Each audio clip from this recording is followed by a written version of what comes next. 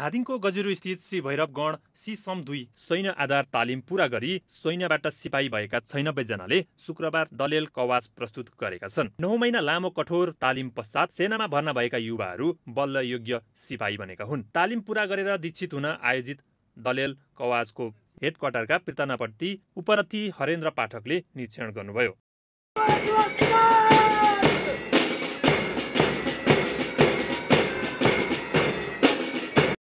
सैन्य आधारभूत तालिम पूरा गरेर सिपाही बनेका 96 मध्ये 12 जना रूपन्देहीको कोटहिममाई गाउँपालिकाका युवा छन्। उनीहरू एकसाथ भर्ना भएर एकसाथ तालिम पूरा गरी सेवा गर्ने योग्य सिपाही बनेका हुन्। अधिकांश युवाहरू नेपालमा केही हुँदैन भन्ने सोचबाट ग्रस्त भएर वैदेशिक रोजगारमा विदेश पलायन भइरहँदा यी युवाहरू भने आफ्नै देशको सेवा गर्ने र परिवारका लागि पनि गर्व गर्न लायक बन्ने सपनाले नेपाली सेनामा जागिरे भएका हुन्।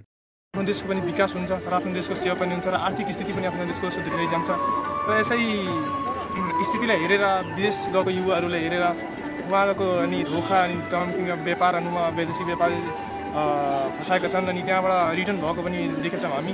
त्यो सबै हेरेर हामी यो यस्तो विचार गरेर भने आफ्नै देशमा रहेर आफ्नै देशको सेवा गर्नु भन्ने आफ्नै देशको मान सम्मान बढाउँ अनि आफ्नै आमा बुवाको पनि नामको अनि थोरै अनि विकसित गराउँ र आफ्नो गाउँघरमा रहेका केटा हामी जस्ता युवाहरू पनि प्रेरित होस् अनि पुनः बल पाओस् भनेर आशाले म नेपाली सेनामा जागिर भएको हो। सानैदेखि गाउँतिर अनि ठुल्ठुलो दाइहरू अनि बुवाहरू लाउरे हुन्थ्यो।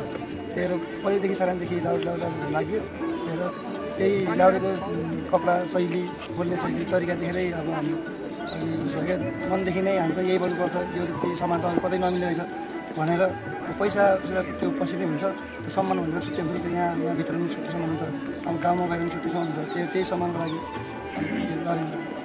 दीक्षान्त कार्यक्रममा अभिभावकलाई पनि निम्ताइएको थियो। अन्य युवाहरूलाई समेत नेपालमै बसेर केही गर्न उनीहरूको सुझाव छ। आफ्नै देशको माटोमा पसिना बगाउन अभिभावकहरूको आग्रह छ। आफ्नै देशको माटोमा आफ्नै पसिना बगाएर देशमा चाहिँ केही गरेर केही गरौँ भन्ने चाहिँ इच्छा चाहिँ जागृत गर्नु पर्यो। त्यसले गर्दाखेरि अब हाम्रो देश चाहिँ रेमिटेन्समा चलेको चाहिँ देश हो, तर रेमिटेन्स मात्रै हेर्नु भएन। हाम्रो देशका चाहिँ धेरै चाहिँ यो देखेर गाउँका सबै केटाकेटी पढ्न छाडेर तिर्दै गयो भने बुढापाका मात्रै गाउँघरमा बस्छन् अनि देश कसरी चल्ला? आफ्नै देशमा सेवा गरोस्। आफ्नो भूमि भनेको आफ्नो भूमि हो, आफ्नो भूमिमा भनेपछि आफ्नो खुसीले राम्रो पाइन्छ। जेसुकै होस् आफ्नै देशमा बसेर केही गरौँ, केही आफ्नै देशमा सेवा गरौँ भन्न चाहन्छु। 105 जना भर्ना भएकोमा 96 जना मात्रै तालिम पूरा गर्न सक्षम भएको र तालिम पश्चात उनीहरू अनुशासित र सङ्गठित योग्य सिपाही बनेको गणपति असीम श्रेष्ठको भनाइ छ। 96 जनाको पासआउट भएको थियो। टोली चाहिँ 105 जना आएको थियो, अहिले पासआउट चाहिँ 96 जना भयो। यसमा चाहिँ सुरुको र मान्छेलाई ल्याएर यहाँ अलिकति अब 9 महिनाको तालिम गराएर एउटा अनुशासित सङ्गठित फौज बनाएर चाहिँ अहिले पासआउट भएको छन्।